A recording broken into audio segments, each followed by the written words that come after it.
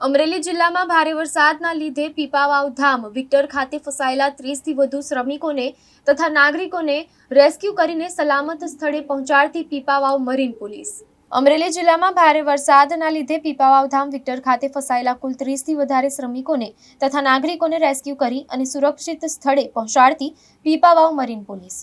અમરેલી જિલ્લાના વિવિધ વિસ્તારમાં ખૂબ વધારે વરસાદ પડતા બે ત્રણ જગ્યાઓ પાણી ભરાવાના કિસ્સાઓ સામે આવ્યા। સાવરકુંડલા તાલુકાના ફિફાદ ગામની આજુબાજુ પાણી ભરાવાના કારણે ત્યાં એક પ્રાઇવેટ બસ પાણીમાં ફસાઈ ગઈ હતી। એ પ્રાઇવેટ બસની અંદર 6 લોકો સવાર હતા। એની જાણ થતાં તાત્કાલિક ડિસ્ટ્રિક્ટ એમરજન્સી ઓપરેશન સેન્ટરથી સાવરકુંડલા તાલુકાની ટીમોને અમે એક્ટિવેટ કર્યા। એસડીએમ સાવરકુંડલાને પણ સ્થળ ઉપર મોકલ્યા। ફિફાદ ગામની તરફથી અને અન્ય સાઇટ ગારિયાધાર તરફથી પણ રેસ્ક્યુ ઓપરેશન જે છે એ ચાલુ કરવામાં આવ્યું। બસની અંદર જે માણસો સવાર હતા એની તરફથી ઇન્ફોર્મેશન મળતા કે પાણી વધી રહ્યું છે। મેં તાત્કાલિક સ્ટેટ એમરજન્સી ઓપરેશન સેન્ટરમાં જાણ કરી અને એરફોર્સના હેલિકોપ્ટરની વ્યવસ્થા કરવામાં આવી। હેલિકોપ્ટર જ્યારે જામનગરથી અમરેલી તરફ આવ્યા આ દરમિયાન જ ગારિયાધાર તરફથી 4 લોકોનું રેસ્ક્યુ કરી લેવામાં આવ્યું હતું અને એક વ્યક્તિ બસમાંથી કૂદીને એ બ્રિક્ષ ઉપર ચડી ગયા હતા। આ લાસ્ટ પર્સનની રેસ્ક્યુ માટે અમરેલી જિલ્લાની ફાયર ટીમ જે છે 1.5 કલાકની મહેનત પછી એ માણસને પણ સક્સેસફુલી રેસ્ક્યુ કરી લીધું। આમ આ ઘટનામાં 6 જે લોકો છે બધાનું સક્સેસફુલી રેસ્ક્યુ કરી લેવામાં આવ્યું।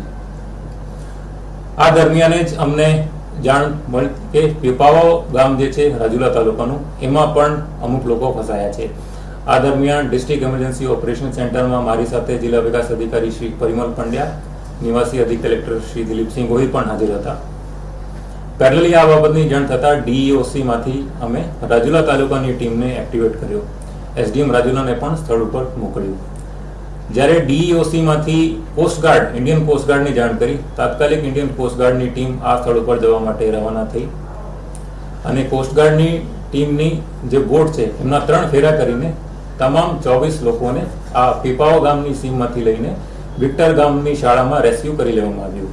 આમ આ ઓપરેશનમાં પણ સક્સેસફુલી 24 લોકોને જિલ્લા વહીવટીતંત્ર અને કોસ્ટગાર્ડની ટીમ દ્વારા રેસ્ક્યુ કરી લેવામાં આવ્યું। આ સિવાય પણ આ વધારે વરસાદના કારણે 2 અન્ય કિસ્સાઓ છે। લીલિયા તાલુકાના બવાડી ગામમાં ખેતરમાં 6 લોકો ફસાયા હતા, એ લોકોનું પણ સક્સેસફુલી રેસ્ક્યુ કરી લેવામાં આવ્યું હતું। રાજુલા નગરપાલિકા વિસ્તારમાં તત્વજ્યોતિ સોસાયટી પાસે નદી કાંઠાના વિસ્તારમાં પાણી ભરાવાના કારણે એમાં પણ 2 લોકો જે ફસાયા હતા એમને પણ જિલ્લા વહીવટીતંત્રની ટીમ દ્વારા સક્સેસફુલ રેસ્ક્યુ કરી લેવામાં આવ્યું હતું।